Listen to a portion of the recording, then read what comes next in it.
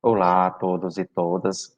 Na aula de hoje, nós vamos estudar um período da história conhecido como Era Vargas, um período da história brasileira e que tem características bastante importantes para que a gente conheça alguns detalhes. Então, o objetivo da aula de hoje é conhecermos, né, e analisarmos um pouco desse processo em que um governo fica no poder por durante 15 anos, né, como foi o caso de Vargas. Então, esse são alguns detalhes que a gente vai ver a partir de agora, tá? Com a apresentação que eu irei fazer, trazendo alguns dados, algumas informações a respeito. Espero que possa ajudá-los a compreender um pouco esse período, tá?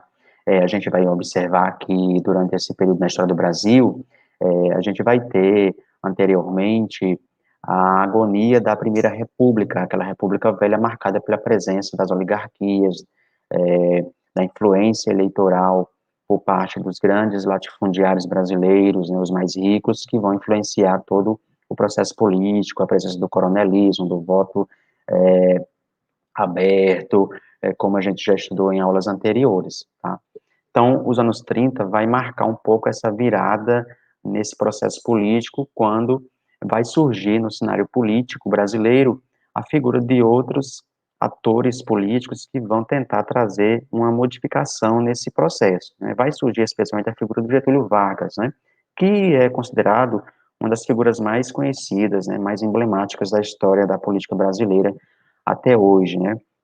Então, há quem considere ele um mito, né? E hoje a gente tem visto muito essa ideia, né, da criação de mito dentro da política, né? Como é que ele se configura, para que ele é criado, por quê? Então, são essas algumas perguntas que a gente vai tentar compreender aqui, e entender por que que ele tem essa denominação, né, de ser chamado de mito dentro da política brasileira, né? Então, aí algumas a imagem, por exemplo, ela vai mostrar essa relação dele, por exemplo, com o trabalhador, é uma característica que vai marcar um pouco a sua administração enquanto governo por durante 15 anos, é o tempo que ele permanece no poder em seu primeiro mandato, né, em seu primeiro governo, digamos, e a gente vai conhecer agora como é que isso aconteceu, tá? A gente vai observar que é, e vimos também em aulas anteriores também que o sistema político de então era um sistema baseado na permanência do poder de candidatos que eram apoiados pelas elites agrárias brasileiras, especialmente de São Paulo e de Minas Gerais, né? Tanto que alguns conhecem essa política como a política do café com leite.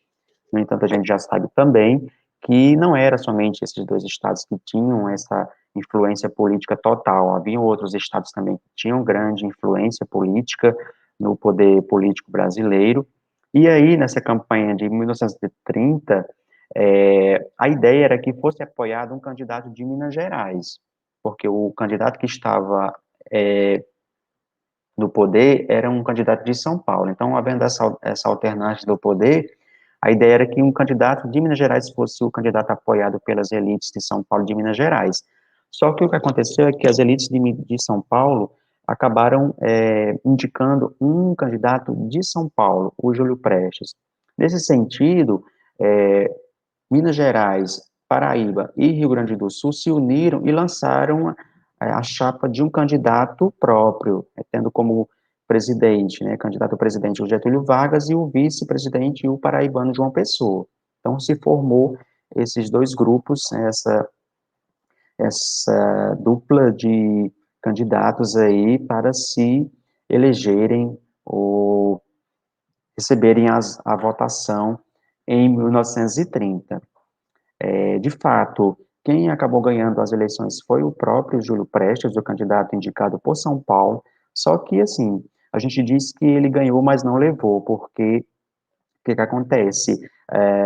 Não foi aceita a eleição dele por parte do partido de oposição, especialmente o Getúlio Vargas faz um levante, né, toma a frente de um movimento que sai lá do Rio Grande do Sul, ganha os estados de Minas Gerais, Paraíba e Pernambuco, para evitar que o Júlio Prestes tomasse posse, né, em 15 de novembro de 30.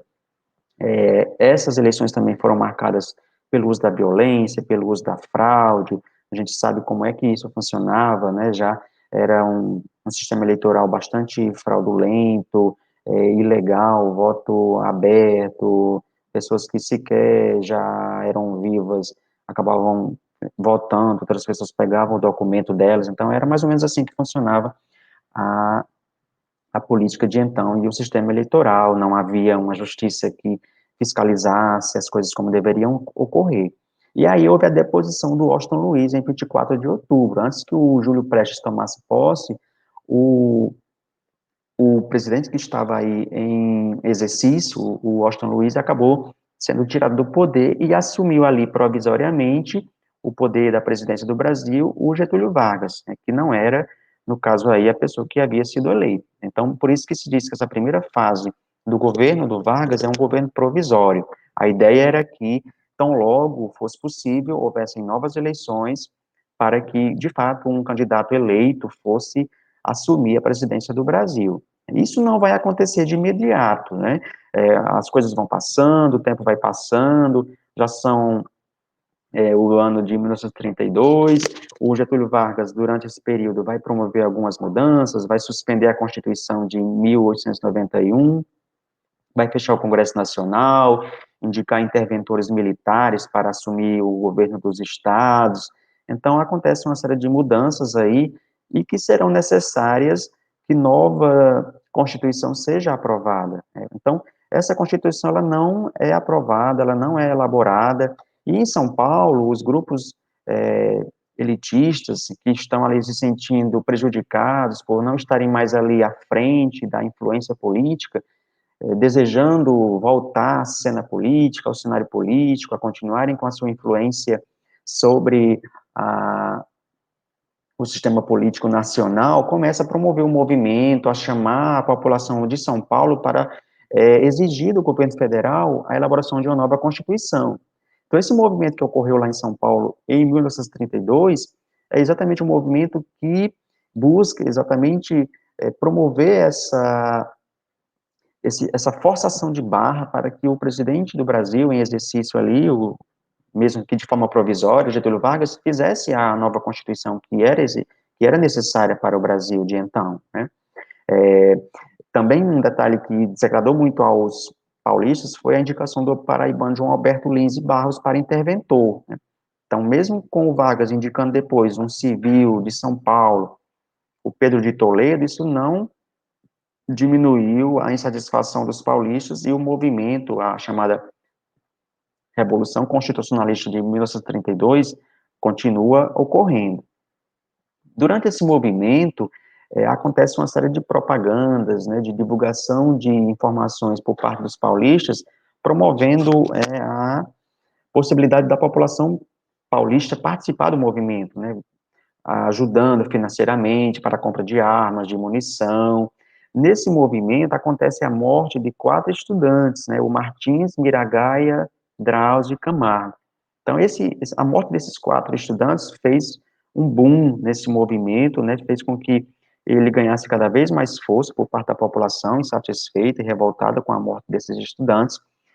As iniciais dos nomes desses estudantes deram um nome ao movimento chamado MMDC, né, que foi um movimento que ganhou mais força ainda a partir do momento em que esses estudantes são mortos lá em São Paulo. E diante de todas essas pressões, o governo de São Paulo, o governo Getúlio Vargas, realmente faz as mudanças que são necessárias. A gente vai observar aqui, por exemplo, que lá em São Paulo existe hoje um obelisco, né, que faz homenagem a esses estudantes, onde está o mausoléu onde que guarda os corpos dos estudantes e de outras pessoas que foram mortas durante o movimento. Então, nessa abertura que o Vargas vai fazer, no sentido de atender aos anseios do povo, especialmente dos paulistas, é realmente a promulgação da segunda Constituição Republicana, em 16 de julho de 1934. Essa nova Constituição, ela vai trazer alguns destaques importantes dentro do governo Vargas, que é o voto secreto, né, a possibilidade das pessoas votarem secretamente, coisa que então no início da República não existia. O voto feminino também é um passo importante, já que até então a mulher no Brasil não tinha direito à participação política, a se candidatar ou votar mesmo. A justiça eleitoral, um sistema para fiscalizar, ajudar a que as eleições ocorressem de forma mais legítima e evitassem, sim, as fraudes. Foram criados os direitos trabalhistas, que veremos mais adiante a importância que ele teve perante a população trabalhadora, e o nacionalismo econômico também, a gente vai ver mais adiante, foi um passo importante no sentido de desenvolver a indústria nacional, a economia nacional, na visão do Getúlio Vargas, um nacionalista, né, que valoriza aquilo que é brasileiro. Ainda durante o governo Vargas, né, dois grandes grupos políticos se formaram, né, os integralistas de um lado e os aliancistas de outro. Os integralistas tendo à frente o Plínio Salgado, a Ação Integralista Brasileira, como conhecida a AIB, tinha como principais princípios o nacionalismo extremado, a sociedade organizada de forma hierarquizada e disciplinada, um Estado novo, um Estado governado por um chefe poderoso, né, sobrepondo o seu poder sobre as pessoas, né, o combate ao comunismo, ao liberalismo. Então, essas eram algumas ideias defendidas pelos integralistas. E eles defendiam essas ideias em uma produção, em uma revista conhecida como Anauê, onde eram divulgadas algumas ideias do Partido Integralista, desse grupo político, né, tinha como esse símbolo aí o sigma, né, era um símbolo desse grupo. Os aliancistas, por outro lado, era o grupo apoiado, né, encabeçado aí pelo apoio ao combate ao capitalismo, ao liberalismo, à estatização das empresas estrangeiras, ao não pagamento da dívida externa, à reforma agrária e o combate ao latifúndio.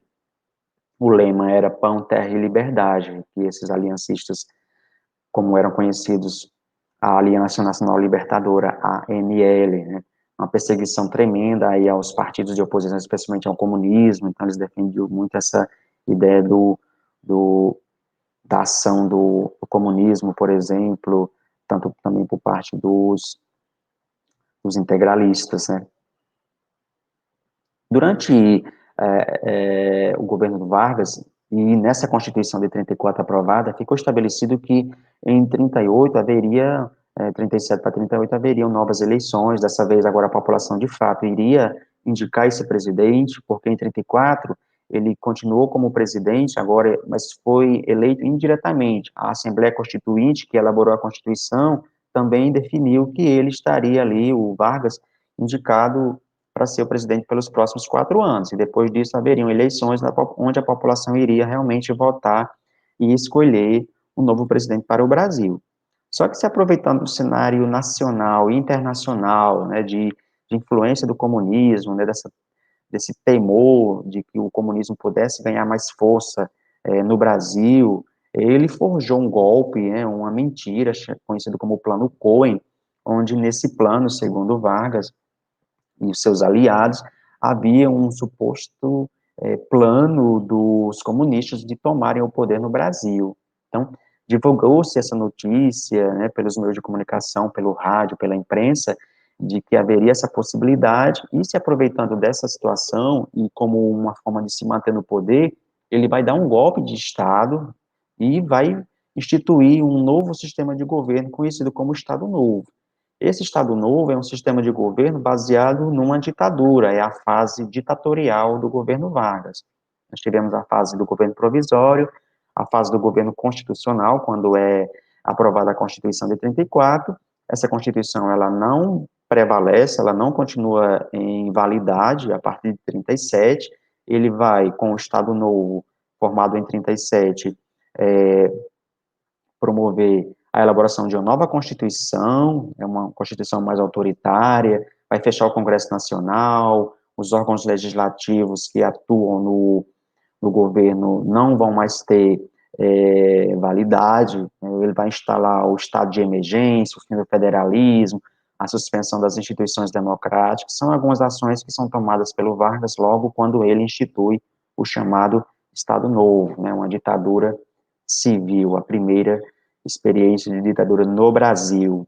Para isso também, para manter-se no poder e controlar os meios de comunicação, e promover a censura, as informações que não eram positivas para o seu governo, informações que faziam críticas à ditadura, ele vai criar o DIP, né, que é o Sistema de Departamento de Imprensa e Propaganda. Para que servia isso? Servia exatamente para fazer o controle dos meios de comunicação, evitar que fossem feitas críticas ao seu governo, divulgar informações positivas dele. Para isso ele criou um programa de rádio, onde, através desse programa, ele promovia a divulgação de informações sobre seu governo, a chamada Voz do Brasil, né? Era um programa de rádio que era usado pelo governo Vargas para promover uma ação positiva de seu governo.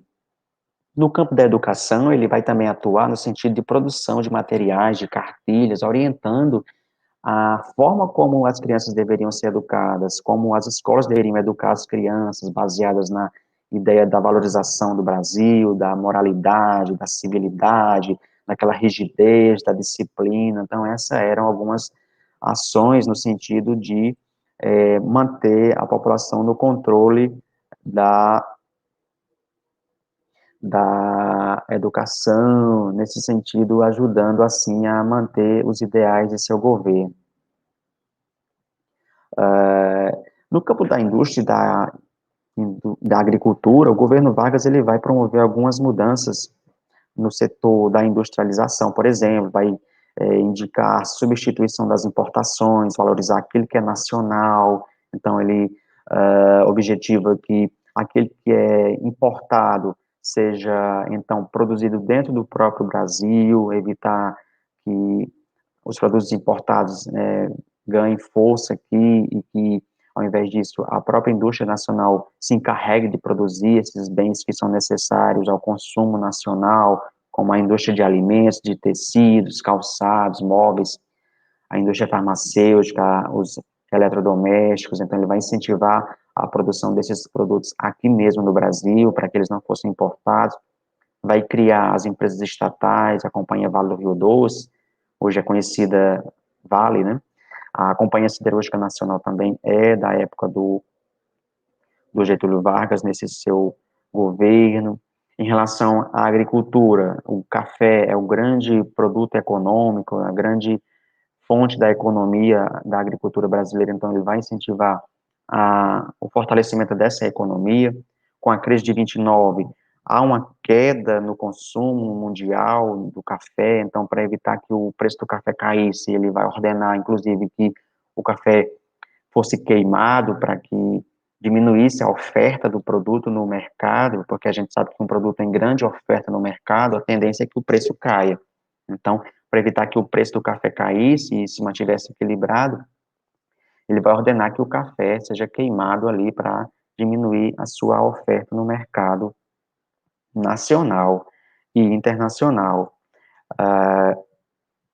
No campo da política da imigração e da ocupação do Brasil, como a região norte era uma região, como até hoje, uma região pouco povoada, né? Então, a ideia era ocupar essas áreas do Brasil pouco povoadas.